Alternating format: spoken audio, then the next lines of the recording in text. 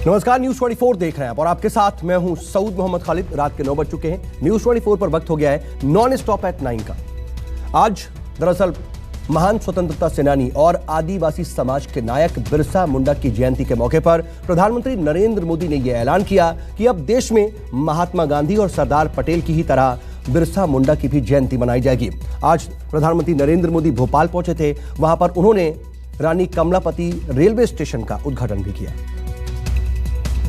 आज का दिन भोपाल के लिए, मध्य प्रदेश के लिए और पूरे देश के लिए गौरवपूर्ण इतिहास और वैभवशाली भविष्य के संगम का दिन है। भारतीय रेल का भविष्य कितना आधुनिक है, कितना उज्जवल है, इसका प्रतिबिंब भोपाल के इस भव्य रेलवे स्टेशन में जो भी आएगा उसे दिखाई देगा। भोपाल के इस ऐतिहासिक रेलवे स्टेशन का पीएम मोदी ने भोपाल में पीपीपी मॉडल पर बने देश के पहले रेलवे स्टेशन रानी कमलापति रेलवे स्टेशन का उद्घाटन किया, तो साथ ही एक ट्रेन को हरी झंडी दिखाकर रवाना भी किया। इस स्टेशन का नाम पहले हबीबगंज रेलवे स्टेशन था, जिसे बदलकर अब रानी कमलापति कर दिया गया है। पीएम मोदी ने दावा किया कि नाम बदलने से इसका महत्व और भी बढ़ गया है। और गढ़ की रानी कमलापति जी का इससे नाम जुड़ने से इसका महत्व भी और बढ़ गया है। गोंडवाना के गौरव से आज भारतीय रेल का गौरव भी जुड़ गया है। ये भी ऐसा समय में हुआ है जब आज देश जनजातीय गौरव दिवस मना रहा है। इसके लिए मध्य प्रदेश के सभी बहनों भाइयों को, विशेष रूप से जनजातीय समाज को बहुत बहुत बधाई देता हूं। इससे पहले भोपाल के जम्बूरी मैदान में पीएम मोदी ने जनजातीय गौरव दिवस समारोह के मौके पर आदिवासी समाज के योगदान की सराहना की, तो लगे हाथ ये भी ऐलान कर दिया कि महात्मा गांधी और सरदार पटेल की तरह ही अब देश में हर साल बिरसा मुंडा जयंती भी मनाई जाएगी। आदिवासियों के कल्याण के लिए खपा दिया। वे जीवन भर आदिवासियों के जीवन के लिए सामाजिक संगठन के रूप में, सरकार में मंत्री के रूप में एक समर्पित आदिवासियों के सेवक के रूप में रहे। और मुझे गर्व है कि मध्य प्रदेश के पहले आदिवासी गवर्नर, इसका सम्मान श्री मंगूभाई पटेल के खाते में जाता है। जनजातीय गौरव दिवस समारोह के मंच से पीएम मोदी ने आरोप लगाया कि पिछली सरकारों ने आदिवासियों की उपेक्षा की, उन्हें उनके हक से वंचित रखा। जनजातीय समाज में प्रतिभा की कमी, कभी कोई कमी नहीं रही है, लेकिन दुर्भाग्य से पहले की सरकारों में आदिवासी समाज को अवसर देने के लिए जो जरूरी राजनीतिक इच्छा शक्ति चाहिए ना, कुछ नहीं था, बहुत कम थी। सृजन आदिवासी परंपरा का हिस्सा है। मैं अभी आने से पहले सभी आदिवासी समाज की बहनों के द्वारा जो निर्माण कार्य हुआ है, वो देख करके मैं सचमुच में बड़े मन को आनंद होता था। इससे पहले पीएम मोदी ने झारखंड स्थापना दिवस के मौके पर रांची में बिरसा मुंडा संग्रहालय का उद्घाटन किया। पीएम मोदी ने कहा कि पूर्व प्रधानमंत्री अटल बिहारी वाजपेयी की दृढ़ इच्छा शक्ति के कारण ही आज के ही दिन झारखंड अस्तित्व में आया था। रांची से ब्यूरो रिपोर्ट के साथ विपिन श्रीवास्तव, भोपाल, न्यूज़ 24। और अब बात यूपी की, जहां पर यूपी के मुख्यमंत्री योगी आदित्यनाथ ने आज वाराणसी के काशी विश्वनाथ मंदिर में मां अन्नपूर्णा देवी की दुर्लभ मूर्ति को स्थापित किया। बता दें कि ये मूर्ति 100 साल पहले चोरी हो गई थी, जिसे वापस कनाडा से हाल ही में वापस भारत लाया गया है। इस मूर्ति को आज मुख्यमंत्री योगी आदित्यनाथ ने काशी विश्वनाथ मंदिर में स्थापित किया और खास बात यह रही कि मुख्यमंत्री योगी आदित्यनाथ ने इस मूर्ति को भारत लाए जाने का श्रेय प्रधानमंत्री नरेंद्र मोदी को दिया और इस दौरान उनका आभार भी जताया। प्रधानमंत्री जी की प्रेरणा और उनके सब प्रयास से 108 वर्ष पहले, अनुमान कर सकते हैं, 108 वर्ष पहले ये मूर्ति यहां से कनाडा चली गई थी। आज वापस भारत आई है और भारत आकर के आज देवोत्थान एकादशी के दिन काशी विश्वनाथ धाम में स्थापित हो गई है। और अब बात वायु प्रदूषण की। दरअसल सुप्रीम कोर्ट से एक बार फिर जब फटकार लगी वायु प्रदूषण को लेकर के, तो उसके बाद केंद्र सरकार और दिल्ली की राज्य सरकार भी हरकत में आई। लेकिन आज सुप्रीम कोर्ट ने यह कबूल कर लिया कि दरअसल प्रदूषण में पराली जलाने का जो प्रतिशत है वो महज 10% है, लेकिन असल में जो प्रदूषण होता है वो उद्योगों और सड़कों पर उड़ रही धूल की वजह से होता है। दिल्ली में बढ़ते प्रदूषण की समस्या पर सुप्रीम कोर्ट ने केंद्र और दिल्ली सरकार को कड़ी फटकार लगाई है। CJI NV Ramana, justice DY Chandrachud और जस्टिस सूर्यकांत की पीठ ने प्रदूषण को कम करने के लिए आपातकालीन कदम उठाने को कहा है।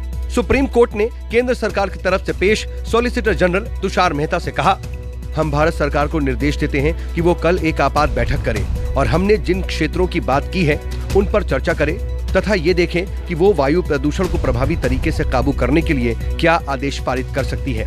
प्रदूषण का प्रमुख दोषी उद्योग, परिवहन और सड़कों की धूल है और कुछ हिस्सा पराली का जलना है। पराली जलाए जाने का योगदान मात्र 4% है। ऐसे में इसे लेकर हल्ला मचाने का कोई आधार नहीं है। बहरहाल इस समय हरियाणा और पंजाब में पराली जलाए जाने की घटनाएं बड़ी मात्रा में हो रही हैं। सुनवाई के दौरान केंद्र और दिल्ली सरकार ने प्रदूषण को लेकर एक दूसरे पर ठीकरा फोड़ने की भी कोशिश की, जिसको लेकर अदालत ने कड़ी नाराजगी का इजहार किया। सुप्रीम कोर्ट ने केंद्र सरकार को फटकार लगाते हुए कहा, हम चाहते हैं कि प्रदूषण कम हो, हमें राजनीति से कोई मतलब नहीं है। हमने पिछली सुनवाई में कहा था कि स्थिति बहुत खराब है, तत्काल उपाय करने की जरूरत है। आपने जो बताए हैं वो सारे लॉन्ग टर्म सॉल्यूशन हैं, हमें तत्काल सॉल्यूशन चाहिए। दिल्ली एनसीआर में प्रदूषण मामले को लेकर सुप्रीम कोर्ट अब फिर से बुधवार को सुनवाई करेगा। सुनवाई के दौरान दिल्ली सरकार ने कहा कि वो पूर्ण लॉकडाउन जैसे कदम उठाने के लिए भी तैयार है, लेकिन एनसीआर के लिए भी लॉकडाउन की जरूरत है। हालांकि केंद्र सरकार की तरह ही सुप्रीम कोर्ट ने दिल्ली सरकार के कदमों से भी नाराजगी जताई। केंद्र ने दिल्ली सरकार को फटकार लगाते हुए कहा, प्रचार कम, काम ज्यादा कीजिए। कितना पैसा आप अपना प्रचार करने के लिए खर्च करते हैं और कितना पैसा प्रदूषण नियंत्रण के लिए, इसके ऑडिट करने का आदेश देने के लिए हमें मजबूर मत कीजिए। किन इंडस्ट्रीज को बंद किया जा सकता है, किन गाड़ियों की एंट्री बंद की जा सकती है, किन पावर प्लांट को बंद किया जा सकता है और बिजली सप्लाई का अल्टरनेट क्या होगा, इन सब के बारे में कल तक हमें बताइए। सुप्रीम कोर्ट की टिप्पणी के बाद दिल्ली की आम आदमी पार्टी सरकार एक्शन मोड में आ गई है। दिल्ली के पर्यावरण मंत्री गोपाल राय ने दिल्ली मेट्रो परिवहन विभाग के साथ बैठक की, लेकिन सियासत अब भी इस समस्या का ठीकरा एक दूसरे पर फोड़ने में जुटी है। ये माननीय सुप्रीम कोर्ट की लताड़ या माननीय कोर्ट की लताड़ पहली बार नहीं है। आम आदमी पार्टी आदत बना चुकी है ऐसे लताड़ सुन करके और कन्नी काटने का, अपनी जिम्मेदारी से भागना और दिल्ली के लोगों का जीवन संकट में डाल देना। एयर पोल्यूशन से भी, वाटर पोल्यूशन से भी अब अरविंद केजरीवाल को दिल्ली की जनता माफ करने वाली नहीं है। दिल्ली के अंदर प्रदूषण के खिलाफ सरकार काम कर रही है और आज से जैसे दिल्ली के अंदर अभी सभी से कंस्ट्रक्शन वर्क बंद कर दिए गए हैं। दिल्ली के अंदर वर्क फ्रॉम होम कर दिया गया सरकारी ऑफिसेज में, सभी कॉलेज, स्कूल, इंस्टीट्यूट बंद कर दिए गए। लेकिन जो भी अगर कुछ और जो कमियां हैं उनको हम और दूर करेंगे। सुप्रीम कोर्ट की गाइडलाइन आती है, जैसे आज हमने अफलामा भी दिया है।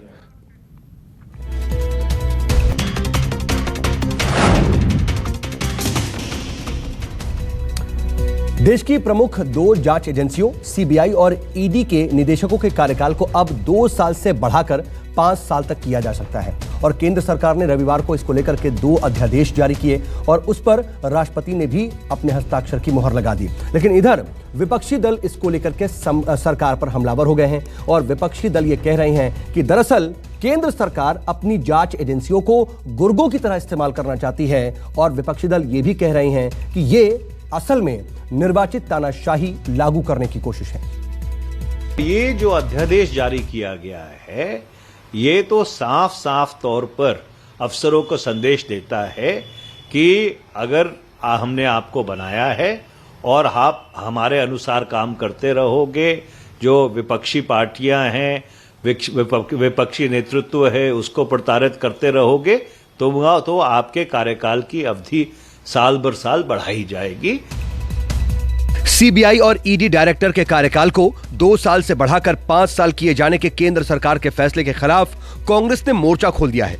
विपक्षी दलों से केंद्र सरकार के इन अध्यादेशों के खिलाफ संघर्ष का आह्वान करते हुए वरिष्ठ कांग्रेस सांसद और पूर्व केंद्रीय मंत्री मनीष तिवारी ने इस फैसले को गैर कानूनी भी बता दिया। ये जो अध्यादेश है ये पूरी तरह से गैर कानूनी है। 1998 में उच्चतम न्यायालय ने जैन हवाला के मामले में एक फैसला सुनाया था। उस फैसले में साफ तौर पे उन्होंने ये बात कही थी कि जो सीबीआई और ईडी के डायरेक्टर है उसकी कार्यकाल की अवधि 2 साल होनी चाहिए और उसका कारण ये था कि जो सरकार है, जो भी सरकार केंद्र में है, वो सीबीआई और ईडी के डायरेक्टर के ऊपर तलवार लटका के ना रखे गलत काम करने के लिए। दरअसल केंद्र सरकार ने केंद्रीय जांच ब्यूरो यानी सीबीआई और प्रवर्तन निदेशालय और ईडी के प्रमुखों का कार्यकाल 2 साल से बढ़ाकर अब 5 साल कर दिया है। रविवार को केंद्र सरकार ने 2 अलग अलग अध्यादेश जारी किए जिस पर राष्ट्रपति ने भी मंजूरी की मुहर लगा दी है, लेकिन विपक्षी कांग्रेस इसे भ्रष्टाचार पर लीपापोती की साजिश बता रही है। तो लगे हाथ ये सवाल भी पूछ रही है कि जब संसद का शीतकालीन सत्र शुरू होने ही वाला है तो सरकार ने अध्यादेश का सहारा क्यों लिया। आपको अपने ऊपर निर्भर करूंगा, ये आत्मनिर्भर सरकार है, हम सब जानते हैं। ये आत्मनिर्भर सरकार के स्लोगन, माननीय प्रधानमंत्री के स्लोगन का एक नई परिभाषा है कि मैं आपको अपने ऊपर निर्भर करूंगा और आपको अपने ऊपर निर्भर करवा के मैं काम करवाऊंगा आपसे। इस तरह के जो संवेदनशील कानून होते हैं उनको पार्लियामेंट में डिस्कस करके पारित करना चाहिए ताकि ऑपोजिशन को अपना पक्ष रखने की एक अपॉर्चुनिटी मिले। भाजपा को अध्यादेश की ऐसी लत लग चुकी है जैसे एक नशेड़ी को नशे की लत लग जाती है। ये जो अध्यादेश लाया गया है, ये जो निश्चित कार्यकाल के लिए सीबीआई ईडी के लिए है, वो ना तो हमारी पार्लियामेंट्री डेमोक्रेसी की तौहीन है, बल्कि वो लाखों अफसर जो देश की सेवा करने के काबिल हैं उनको भी नजरअंदाज और दरकिनारे करने का पूरी एक सोची समझी चाल है। अध्यादेश के मुताबिक कार्यालय में 2 साल पूरे होने के बाद यदि सेवा विस्तार को चयन समिति द्वारा मंजूर किया जाता है तो ऐसी स्थिति में कार्यकाल को एक बार में 1 वर्ष के लिए बढ़ाया जा सकता है। दिल्ली विशेष पुलिस स्थापना अधिनियम 1946 में संशोधन करने वाले एक अध्यादेश के जरिए ये परिवर्तन प्रभावी हुआ है। इसी तरह के एक अन्य अध्यादेश में केंद्रीय सतर्कता आयोग अधिनियम 2003 में संशोधन करते हुए ईडी प्रमुख के कार्यकाल को भी 5 साल तक बढ़ाने का प्रावधान किया गया है। कांग्रेस महासचिव और पार्टी के प्रमुख प्रवक्ता रणदीप सुरजेवाला ने इस फैसले को लेकर केंद्र सरकार पर तीखा हमला बोला है। उन्होंने इस पर ट्वीट किया, अब इन गुर्गों को 5 साल के कार्यकाल के साथ सम्मानित किया जा रहा है ताकि विरोध के स्वरों को दबाने के लिए दुर्भावनापूर्ण अभियोजन का इस्तेमाल किया जाए। इससे पहले सुरजेवाला ने एक और ट्वीट के जरिए केंद्र सरकार पर ईडी और सीबीआई के दुरुपयोग का इल्जाम लगाया। सुरजेवाला ने लिखा, मोदी सरकार में ईडी सीबीआई की सही व्याख्या है। ED election department, CBI compromise bureau of investigation. स्वाभाविक है कि सेवानिवृत्त अधिकारियों को पहले बार सेवा विस्तार दिया जा रहा था, अब सीधे 5 साल का कार्यकाल कर दिया गया है। इससे पहले तृणमूल कांग्रेस के राज्यसभा सांसद डेरेक ओब्रायन ने भी कहा कि ये अध्यादेश संसद का मजाक है। डेरेक ओब्रायन ने इसको लेकर के ट्वीट किया, मोदी शाह की भाजपा ने बेशर्मी से अध्यादेशों का इस्तेमाल कर संसद का मजाक बना रखा है। आज फिर उन्होंने अपने पिंजड़े में कैद तोतों ईडी और सीबीआई के मामले में यही किया है। एक और ट्वीट के जरिए डेरेक ओब्रायन ने आरोप लगाया कि ये फैसले देश को निर्वाचित तानाशाही की तरफ धकेलने वाले हैं। डेरेक ने लिखा, 2 अध्यादेश ईडी प्रमुख और सीबीआई निदेशक के कार्यकाल को 2 साल से बढ़ाकर 5 साल करते हैं, जबकि संसद का शीतकालीन सत्र अब से 2 हफ्ते में शुरू होने वाला है। आश्वस्त रहें कि विपक्षी दल भारत को निर्वाचित तानाशाही में तब्दील होने देने से बचाने के लिए सब कुछ करेंगे। वामपंथी नेताओं ने भी केंद्र सरकार के इस फैसले पर सवाल उठाए हैं। मार्क्सवादी कम्युनिस्ट पार्टी के महासचिव सीताराम येचुरी ने ट्वीट किया, संसद का सत्र 29 से शुरू हो रहा है। इसकी समीक्षा से बचने के लिए केंद्र ने रविवार को सीबीआई और ईडी के निदेशकों के कार्यकाल को बढ़ाने के लिए अध्यादेश जारी किया। ये हड़बड़ी बता रही है कि इसमें कुछ तो गड़बड़ है। अधिकांश विपक्षी दलों ने केंद्र सरकार के इस फैसले पर शंका का इजहार किया है, तो वहीं सरकार के सहयोगी दल भी अध्यादेश के रास्ते से खुश नहीं है। ऑर्डिनेंस तो आप ऐसे लाते हैं कि फैक्ट्री बन के रह गए आप ऑर्डिनेंस की। थोड़ी चिंता तो देश की होनी चाहिए, संस्थाओं की होनी चाहिए।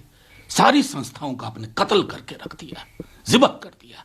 ये सरकार के प्रशासनिक फैसले हैं जो प्रशासन की कुशलता के लिए, कार्य कुशलता के लिए तैयार किए जाते हैं। इसमें कोई राजनीति नहीं देखनी चाहिए।